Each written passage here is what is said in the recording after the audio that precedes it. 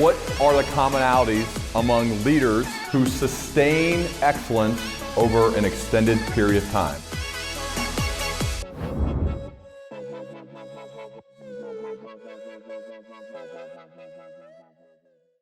Diego, it's great to have you here on the Learning Leader Show. Welcome, man. Thank you, Ryan. I'm excited for our conversation. Also known as Young Pueblo, and that's actually where I wanted to start because I learned of you first through your pseudonym, and I thought, is that his real name? Until I dug deeper and learned that it's not. Can you share why you decided to start publishing using the name Young Pueblo? For a few reasons. One, I like the anonymity. I felt like having a pen name gave me a bit of space in my sort of like ability to just be more vulnerable without having everything attached to my name. But that was in the beginning. And then as things grew and got bigger, the anonymity has helped with, having millions of followers and people don't know me personally, don't know my face, don't connect my face with with Young Pueblo. So I'm quite grateful for that I can just move about the world and, people don't stop me or anything like that. But the name has a lot more meaning. Young Pueblo literally means young people. And at first, I put that name together because I liked combining my Americanness with my Ecuadorianness because I was initially born in Ecuador. But then as I started meditating, I realized that not only am I really immature and I have a lot of growing up to do, but the world as a whole seems like we're in this sort of transitional phase where we're growing into greater maturity. And yeah. Could you have ever imagined when you started writing under a pen name that it would have become what it has? No, I mean, I hoped to be able to reach people, but I Hmm. think in reaching people, I never had like a number or like an idea of how big it would get. And even on Instagram now, I think I have like 2.4 million followers. And I didn't really imagine that being possible. I was hoping for like 100,000 followers. When did you start writing, and when was there like an inflection point or a moment where it went from this anonymous guy who's writing, hoping to impact people, but doing it under a pen name, and then all of a sudden it usually like the dominoes start, and then it just Yeah. builds and builds and builds like a snowball. So when did you start, and when did that start happening? So I started writing in 2014, and I started, but that early period between 2014 to 2017 was really my time as a writer, just cultivating my voice. Trying to find the topics that I care about, trying to match it up with what I'm learning about in daily life, and trying to just like, figure out if I'm being clear enough with my audience. And it wasn't until I would say 2018 when things really took off and I started seeing I released my first book and it was in bookstores. Like at first I self-published in 2017 and then re-released the same book with a publisher in late 2018 and it really took off and it really started doing well and all the numbers started growing like my Instagram account and Twitter and whatnot and I realized that things were starting to get pretty big. What were you doing to make money in the early stages? Nothing. My wife was taking care of me. So it's a funny story. So I had worked in a number of different jobs, primarily in the nonprofit world, and the last thing that I was doing was some nonprofit consulting. And when my wife and I moved to New York City, I had this like strong intuitive pull that was just telling me to write, just write because I was going through my own healing and I had realized that healing was actually possible. I had found out within my own direct experience that the mind is really malleable, that, I didn't have to suffer from anxiety and sadness my whole life, that if I, continued meditating, um, I could find real peace, real calmness. And I think that those results really shocked me and they kind of inspired me to start writing. But when we sort of landed in New York, my wife, she's a science, she majored in biology and she's a scientist. So she was able to find a good job quick. And I sort of gathered my courage to just ask her if she would give me time to write. So those first few years, I made nothing until about like 2017.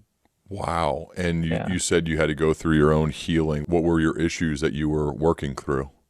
I think the brief version is that what I've been realizing is that when I emigrated to the United States with my family when I was about 4 years old, we moved to Boston, Massachusetts from Guayaquil, Ecuador, where I was born.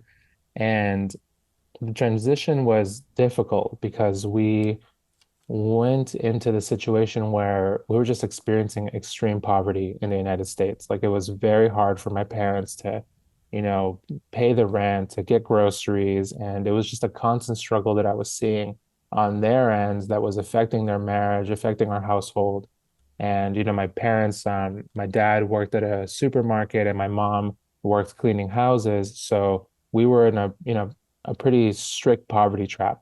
And seeing the stress that they were going through, it definitely had a big imprint on me. And it sort of just, created these seeds of anxiety, these seeds of sadness, this sort of scarcity mindset. And as I got older, these things, like I had no way to process them. I didn't have a therapist or anything like that. And I didn't have anything to really try to engage with my emotions. So my coping mechanisms just got like more and more unhealthy. And when I got older and got into college, I just started partying way too much, started drinking too much, started doing tons of different drugs. And it became the type of situation where I was just pushing my body to the edge. And after I graduated from college, about a year after, I had my rock bottom moment where I just used way too many drugs one night and almost ended up losing my life. And that in that moment, I realized that I had strayed way too far from how I actually wanted to live my life. And I realized that the problem was that I was afraid of engaging with my own emotions. Like I kept lying to myself about the fact that I didn't feel good. So in that moment, I realized that I need to start telling myself the truth. And I need to find a way to make my mind lighter. Have you seen the documentary called Stutz on Netflix with Jonah Hill and his therapist? No, not yet, but I've seen it. I've seen people talking about it. So one of the reasons I like Stutz, that's the name of his therapist, is he, regardless of what Jonah tells him, over the years now, I think he's in his 70s. He has developed these things that he just calls the tools. And I think he's written a book Yep. even with that same title, where there are these tools that you can use to work through whatever. I mean, Jonah tragically had his brother die, and a lot of other things he had to deal with that were brutal. And Stutz would offer these kind of they were literally on note cards, and they were tools that he would draw pictures, and they would tell him, okay, when you leave here, this is what you're going to do. Hmm. So I'm curious, from your perspective, Diego, what are some of the tools that you found and that you started using to go from a rock bottom moment to now where you are today? I think that's a great question. And I love that he uses the word tools because that's a word that I like to use too. And I find that the tools that work for me are not necessarily going to work for everyone else.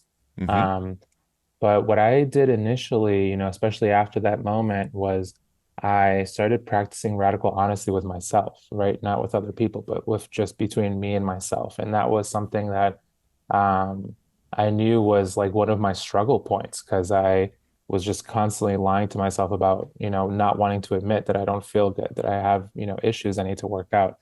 So I would practice being honest with myself, but I would also try to challenge myself to just sit with the tough emotions that would come up. So instead of like rolling another joint or trying to, drink or just do something to get away from my emotions, I was like, okay, my problem was trying to run away from my emotions. So now hopefully the solution is being with my emotions. And that kind of arose intuitively. And it would look like me literally sitting on my bed and just feeling the anxiety come up and just kind of like hanging on, just like feeling it, like really challenging myself to be with it. And I actually found like a lot of freedom in that because it wasn't as overwhelming as I initially thought it would be.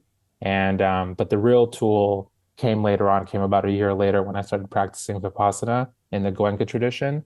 And that really just took the healing to a whole deeper level because it was like, a clear practice that has been working for many, many thousands of people over many years, and it fit my mind really well. What is it? It's called Vipassana. It's taught by S.N. Goenka. There's a lot of different Vipassana styles, but it's a meditation that originates from the Buddha's teaching. How does that go when like a session or when you're doing it? Can you take us inside one of those? I've never done this before, so how does it Yeah, work? one of the so to be able to learn the technique, especially in this style, you need to go to a silent 10-day meditation course. It takes that long Wow. to be able to learn the technique. What is that like? 10 days of no talking? The first one, especially, I mean, for me, it was really difficult. Like I felt like I was just, it was like a Herculean effort. And I wanted to run away a ton of times during that because you're by yourself. So the 10 days it's split into a few different sets where, you get there and you put your phone in a safe and so you're just like basically cultivating an environment as if you're totally by yourself. And they start teaching you the technique in the first 3 days.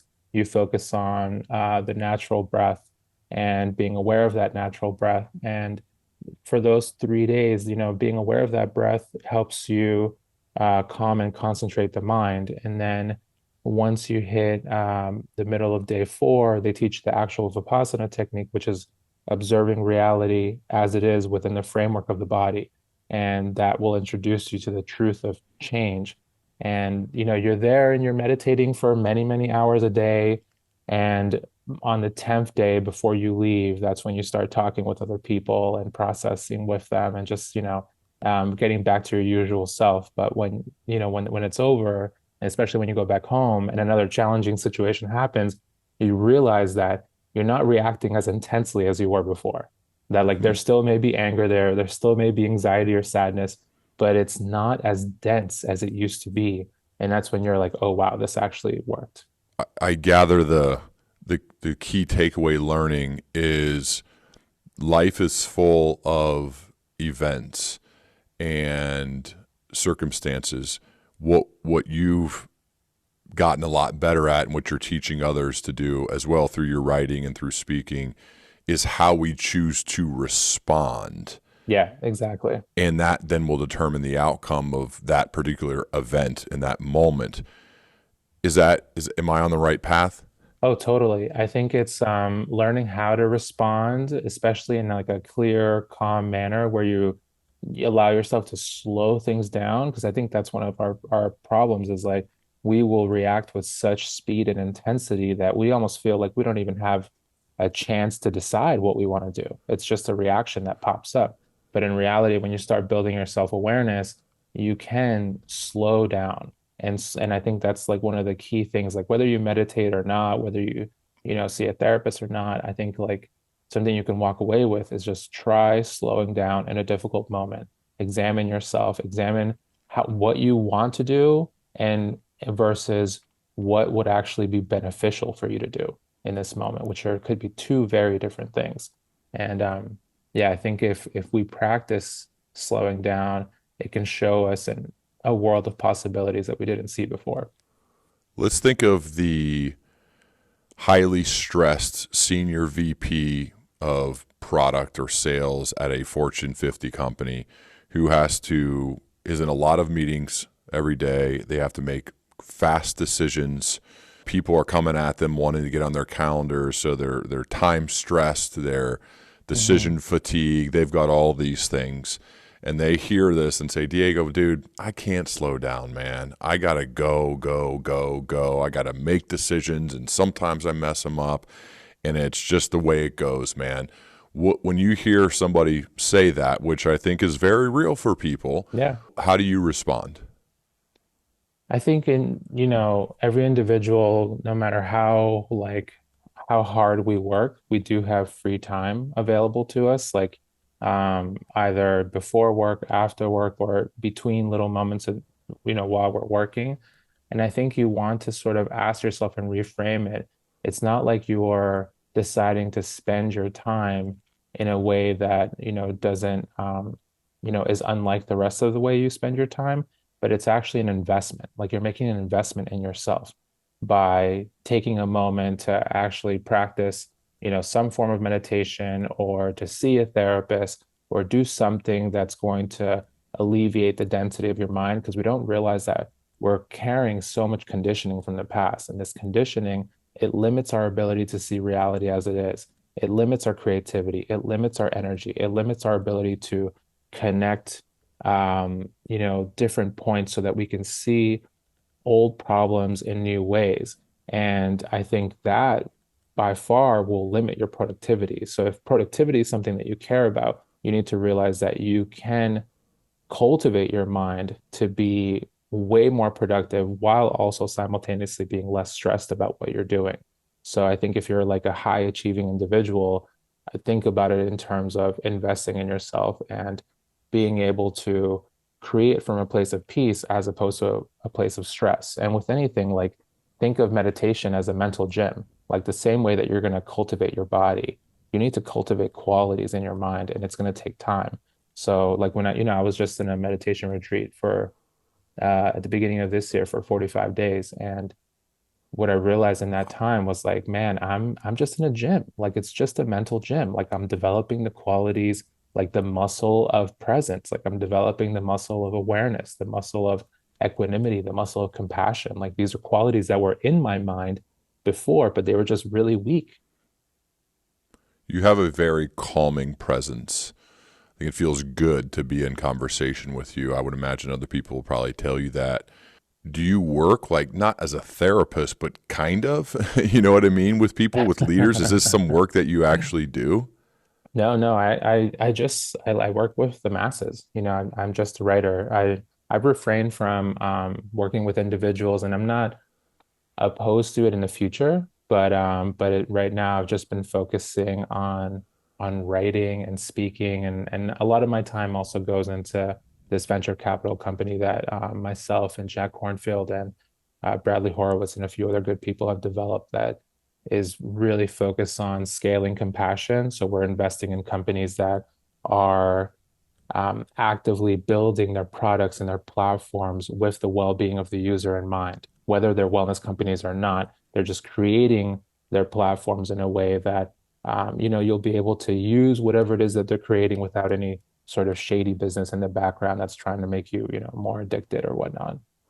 What do you think of? I know you're on Twitter. I learn a lot from reading your tweets, but actually now working there and hardcore Twitter 2.0, since you're investing in this scaling of compassion and you see Hmm. a driver take over as the leader of the business who is currently working in other companies, Elon Musk, where they're doing great on our way to Mars, as well as building great electric cars, and then going in and kind of saying, the word compassion is not the first word I think of when I think of that. What are your thoughts on that style and what's going on in real life in that company right now? I think it's an old style of doing things, and I would refrain from judging because I kind of want to see how it plays out. I Hmm. think that's one thing about, how we are as a society is like as soon as anything changes or anything is slightly different, we'll start opining and judging. But I've been learning that it really is helpful to just like take a moment to find out what's going on, to give it time. And I'd like to see what ultimately ends up happening if they build a better product and something that can like serve people and actually protect people's rights to speak freely.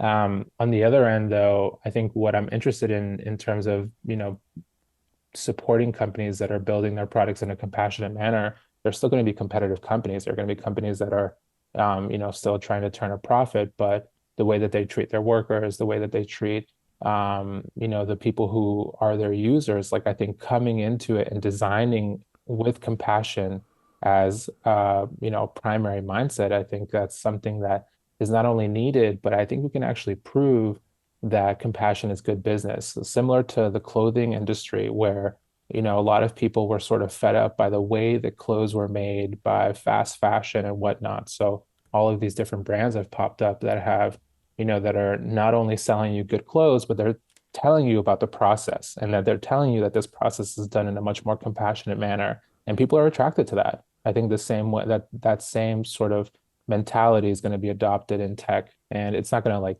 take over tech, but it'll become a part of it.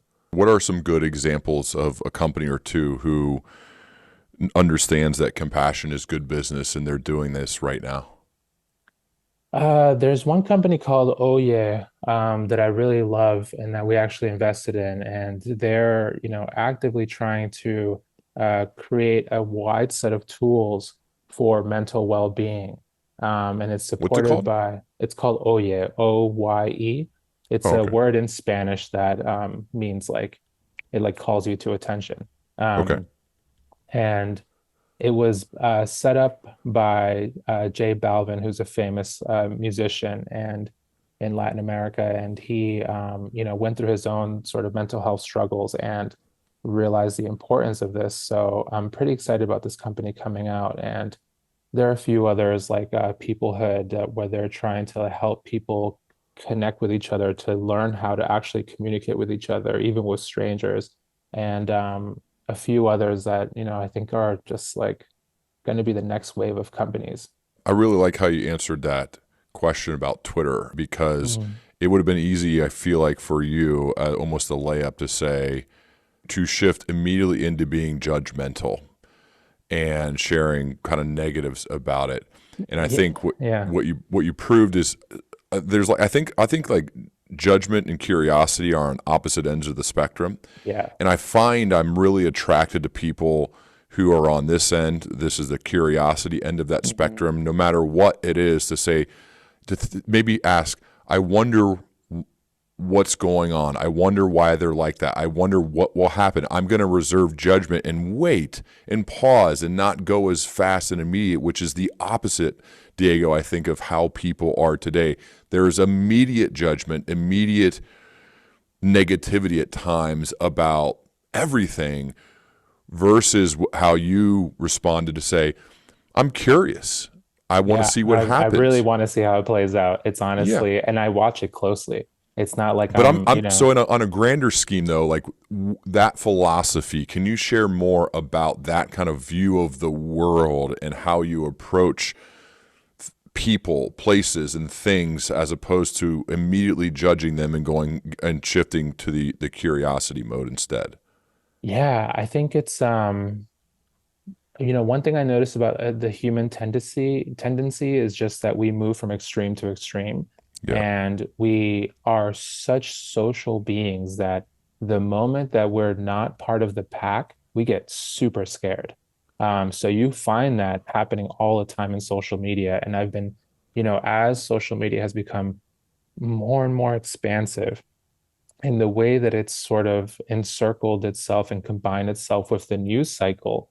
Um, you find that there are so many times where people are just like, some situation will happen, all the facts won't be there, but people are already just opining, judging, making up their viewpoint, and sort of pulling at the data to be able to construct their narrative, and not really getting the whole picture. And I find that to be a pretty like dangerous way to live because our opinions have repercussions. Like our opinions can sometimes like affect foreign policy or even when we don't even know the whole story. So one story that I wanted to tell you was, so when I came out of this 45-day retreat, right? It was between January to February. So I come out at the very end of February, and I, haven't been online. I gave my account to my wife's sister so that she, and I kind of lined everything out for her so that she can keep posting for me. Um, but I, come back in, I write on Twitter and I'm like, oh, just got out of a 45-day course. And so many people write underneath, they're like, do not check the news. Like it's gonna ruin your peace. And and that's when the war between Russia and Ukraine broke out. Mm. And it all happened while I was away. Like I had, no conception of it because I was just, like I wasn't connected to the internet or didn't have my phone. And so I come out, this war is happening, and I see people like posting aggressively about it. People are like, go Ukraine or not, or stop, whatever. They're just having so many different opinions. And I'm just like, whoa, whoa, like I don't even know what's going on. I literally feel the social pressure of like, why aren't you supporting Ukraine? But it's like, dude, I'm not just gonna put something up there when I don't even know what's going on. Like I Yeah. literally don't know what's going on. So I'm just gonna slow down and I'm gonna do my best to find as many different articles as possible to try to build and ask friends, specifically friends in my life who are more right-leaning, friends who are more left-leaning, to just tell me what they think to try to build a map for myself of what's going on. But that alone can take like a week and a half, of just like researching hard. But it was funny how like people will, like the ego has this tendency of like my ego really likes when other people have the same views, the same opinions, and basically see the world the same way that I do. And we all kind of have that quality where we just love when our egos are we see them multiplied. That reminds me of one of your tweets I pulled in preparation. You wrote, saying less is incredibly helpful. Every thought is not valuable. Every feeling does not need to be voiced. What is often best is slowing down to spend time developing a clearer and more informed perspective. Ego rushes and reacts, but peace moves intentionally and gently. It seems like that you were living that out in that moment. Yeah, yeah, and that's sort of been one of the big lessons of this year for me personally is just seeing that like you know, I think I'm better off saying like 20% less, in my daily life, like in my regular life where it's We like, probably all would be. yeah, yeah, like these thoughts are not like high quality thoughts all the time. Like, it takes time to be able to really like figure out within yourself, like, what am I really feeling? Like, do I really need to say this right now to my brother or my sister or my wife or my mom and dad? And like find out like what are my motivations? Like, why do I even want to say this? So I think slowing down for me has actually made the moments that I share with other people way more intentional and way more full of presence because it's sort of challenging me to be a little more selfless in my listening, where I'm not just thinking about what I'm going to say next. I'm really trying to see like where you're coming from. And I find my dad has modeled this for our family for a long time, where usually at extended family gatherings, he listens and pays close attention, but doesn't speak up that much. Mm, But when he does, every single person in that room is paying so, attention. You know what I'm saying? So it provides and creates so much more weight for your words if you don't feel the urge to speak up during every single topic or be the next one to talk every single time. This happens in the business world all the time as well, where people have to get their opinion out there when there are times when it's better left just to not say anything and wait until you really have something to say. And when you do, the likelihood of people listening goes way up. yeah, yeah, I really, really agree. I've even been noticing within myself, like, when I release a book, I'll go through these periods where I'm supporting the launch of the book and I'll do a number of podcasts, number of interviews.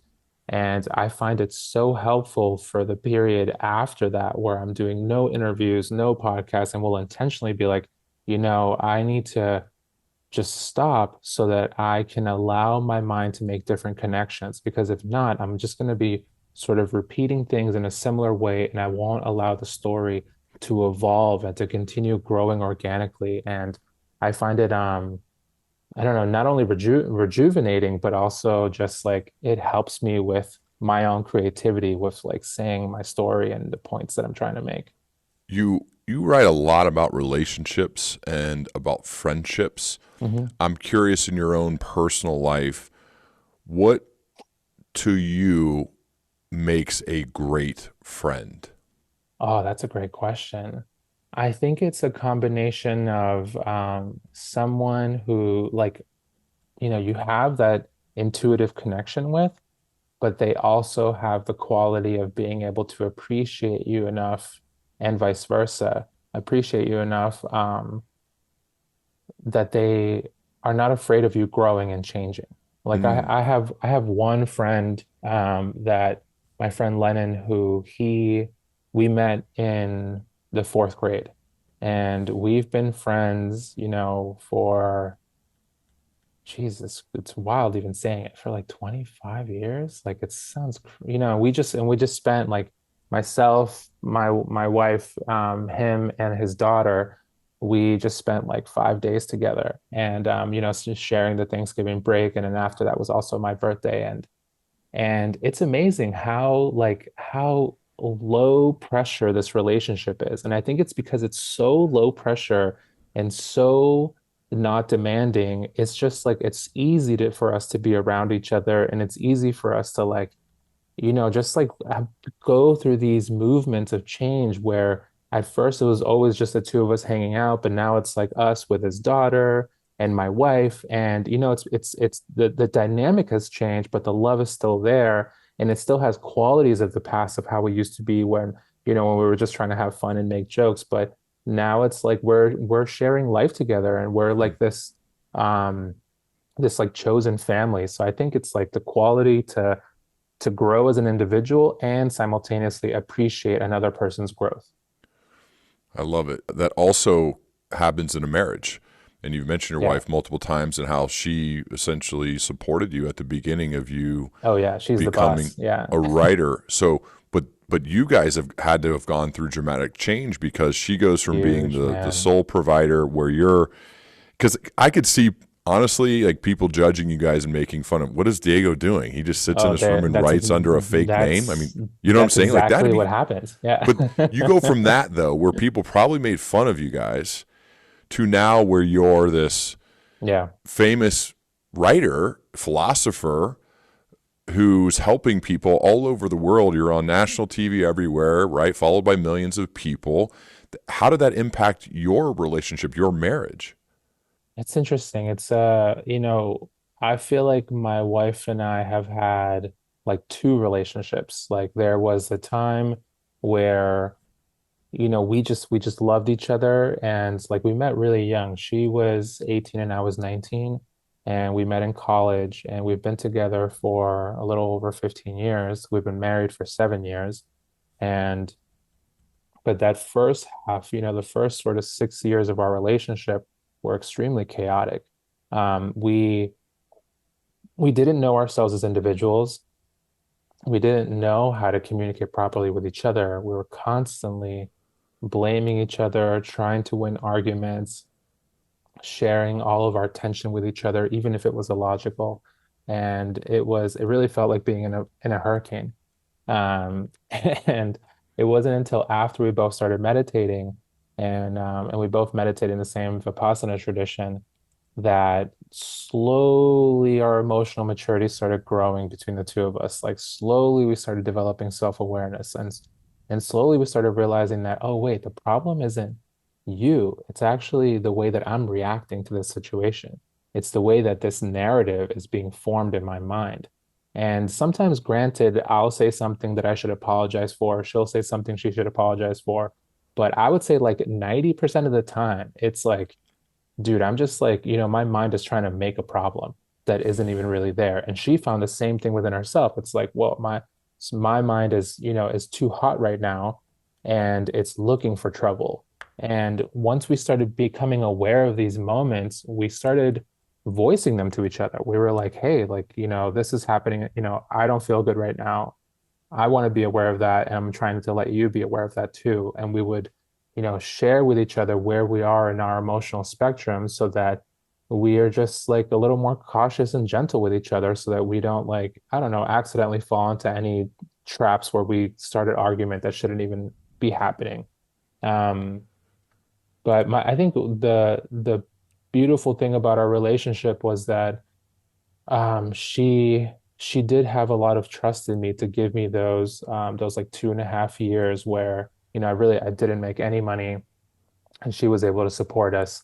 Um, and then now, the bet worked out, because the reason that I told her, I was like, hey, I'm going to try doing this writing thing. And if it doesn't work out, I'm going to become a high school history teacher. That was like my plan, was like, if this doesn't work out, then I've, been really positively impacted by a number of history teachers. So I'd like to, pass it forward.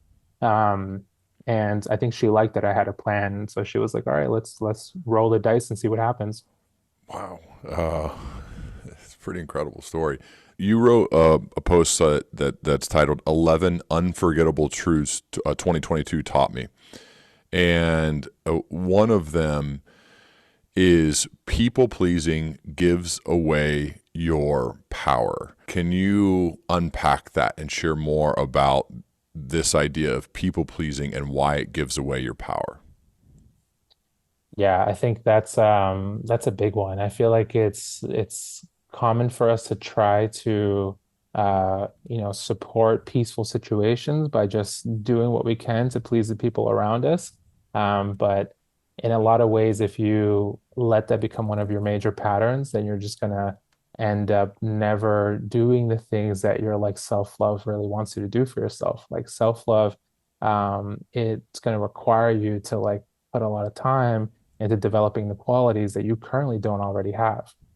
So I'm talking about self-love in the sense, like not a commercial sense, like not like you buying yourself things, but you examining yourself and taking the time to really see, in what ways can I cultivate my mind? In what ways can I heal myself? And if you're just focused on people pleasing, constantly externalizing, constantly doing what other people want of you, then you just won't have time to do the nourishing activities that are going to help you. What's the difference between people pleasing and serving others, caring for other people, doing what you can to add value to their lives?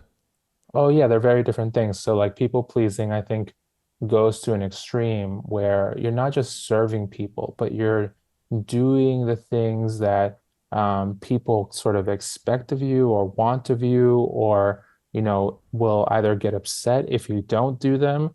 Whereas serving other people, it's like coming from a place of goodwill. It's coming from a place like intuitively where like you see someone who needs help and you know within yourself, like, oh, this is the right thing. I want to help them. And I think being able to balance that, right, where you want to be able to give to others, but not in a way where you're going to totally exhaust yourself and not do the things that are good for you. Because this is what we mentioned earlier too, where humans often sway from extreme to extreme. And obviously, service is a very good thing, but if you're taking it to a point where you're absolutely depleted, then you're missing the point. I've learned that having a writing practice is one of the most clarifying tools anybody can have. It certainly is for me. And I get pushback from the busy crowd of don't have time for this, man. You do, you write books and stuff and you got to prepare for speeches, but I don't have time for that. And I say, well, that's like telling me you don't have time to learn. Because Yeah. I've found that the best way to get very clear and to learn and to figure out what do I actually think and what do I know is from getting the words out of my head onto the page, whether I'm writing or typing. And you're writing all the time, so I would imagine that this has to be really big for you. How does writing help you learn? That's a great question. I feel like writing to me is like putting together a puzzle. Mm. And it's not really done until it feels like you put in the piece and it's like, okay, it's there. And one thing that I found is like, I'll write about different topics over a long series of years. And I find that each time I write about them, if I'll go back and like, write about letting go again, what does it really mean? What does it look like? How does it feel? That the next time I write about it, I take like one tiny step forward into a new space. And it could be a small step, but it feels so victorious because it's like, oh, like my thought around this is actually growing and developing.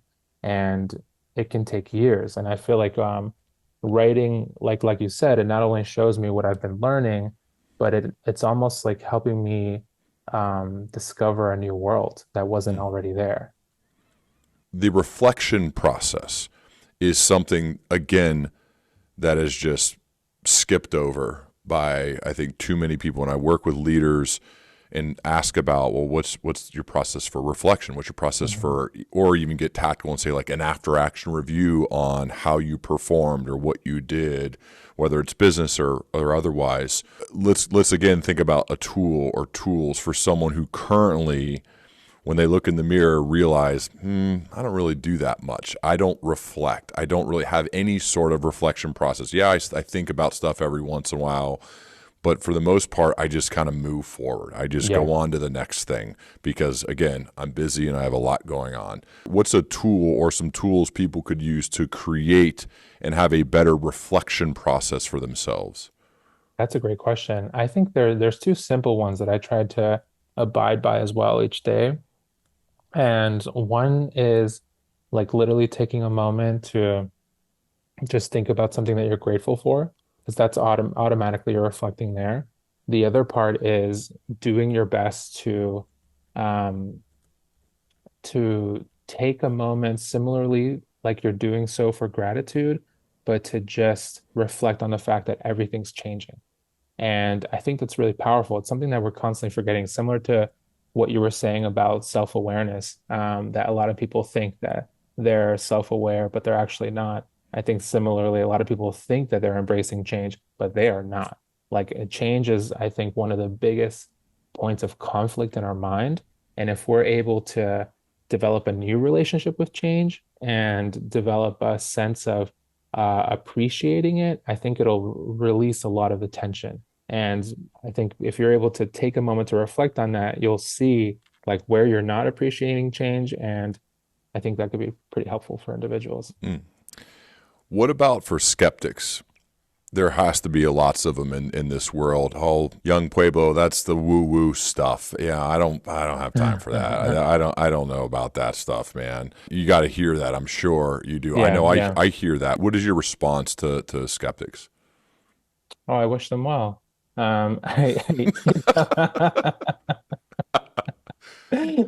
Is it the Yeah, Seth Godin like it's just not for you, or do you say no? I hope you change your mind, or I hope you come along, or like how do you view that? I think, yeah, that's a really good question. I feel like with any form of art, any form of, anything that anyone may make, whether it's music or food or art, like there are going to be some people who really appreciate what you created. And then there are going to be other people who just don't like it and don't get it. And that's fine. That's totally fine. So to me, it's like if someone doesn't like what I'm talking about, that's great. Like I wish you the best, and I hope you find whatever it is you're looking for.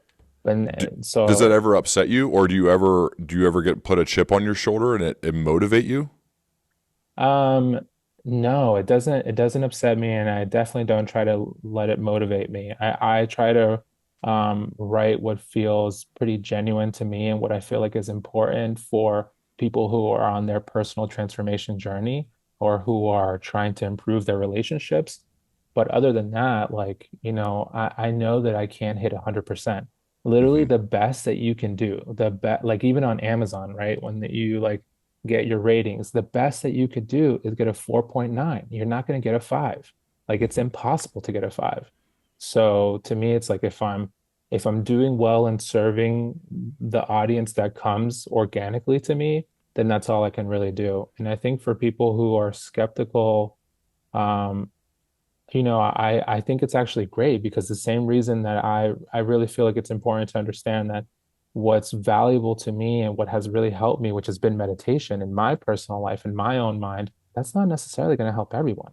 Hmm. So I think it's fine if you need different forms of therapy or different forms of meditation or a form of journaling or something that will help you be a better version of yourself. Like that's what matters to me is like take a few steps forward in this lifetime in becoming a better version of yourself, like someone that's more compassionate, more loving to themselves and other people, more creative, and that's as much as you can ask for from an individual.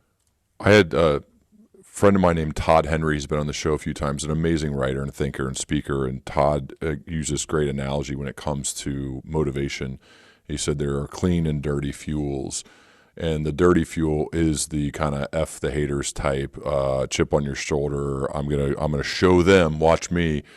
that doesn't burn clean, because sometimes it works as fuel, but it doesn't work for long. It's not sustainable. Versus the cleaner one is being motivated, one, intrinsically, as well as by the people who support you, who believe in you, who you're excited to serve. And it feels to me like you're burning a lot of clean fuel as you produce work.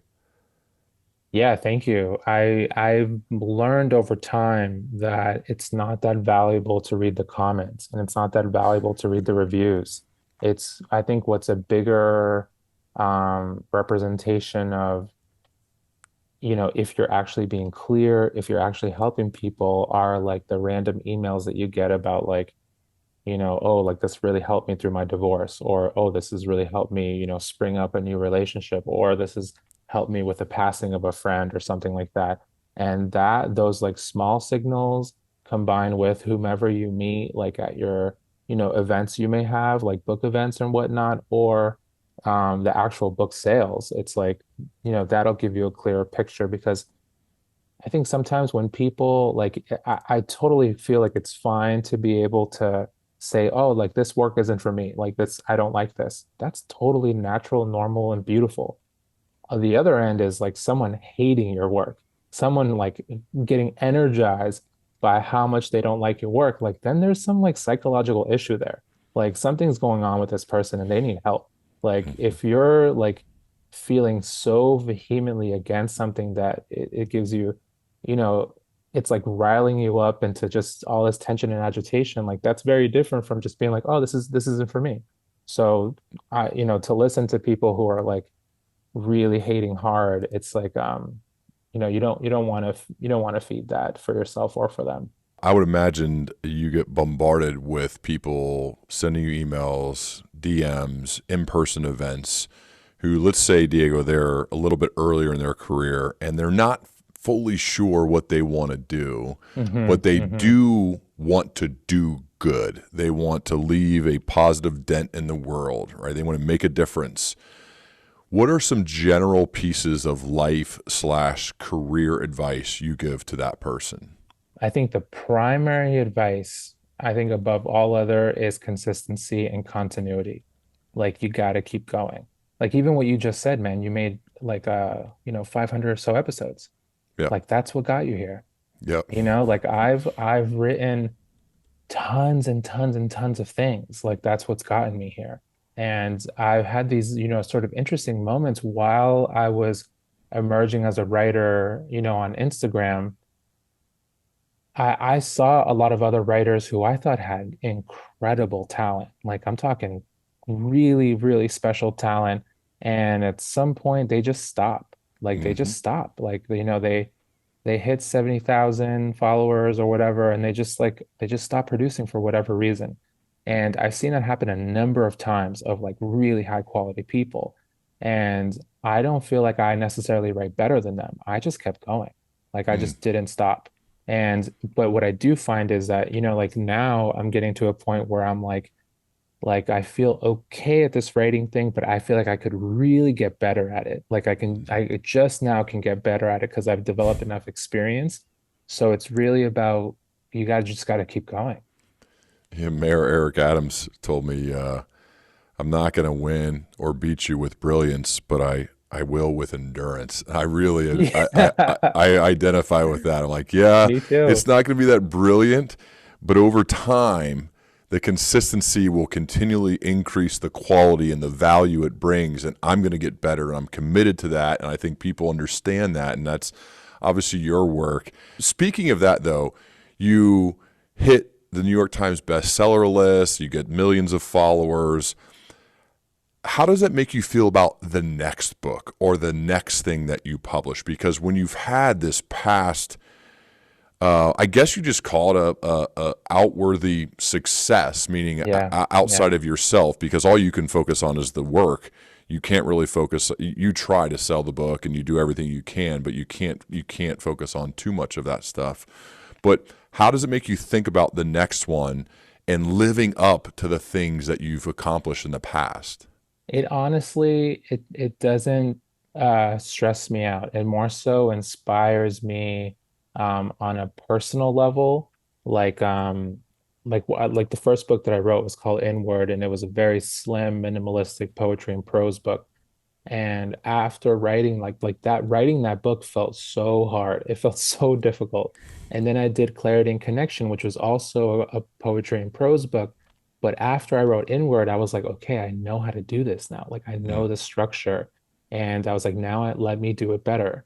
And I have a similar feeling with Lighter. Like I just released Lighter, and Lighter is just like the most potent book that I've produced. It has everything that I think is important about personal transformation, about relationships, about healing, self-love. I just go deep into it in a way I haven't in my other books.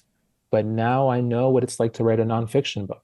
And when I go to write my next one, it's like, okay, like I know where I struggled, I know where I did well. Now I know how to like, set up my year better so that I can spend quality time writing. I know how to like, work better with my editor so that we can get the best out of this book. So to me, it feels like I'm fortunate that I have access to a really wide audience because I know there are people who'd be very interested in my next book. And I guess the rest is up to me is to make something quality enough, something that they find useful enough that they'll not only benefit from it and read it, but they'll want to share it with friends and with family.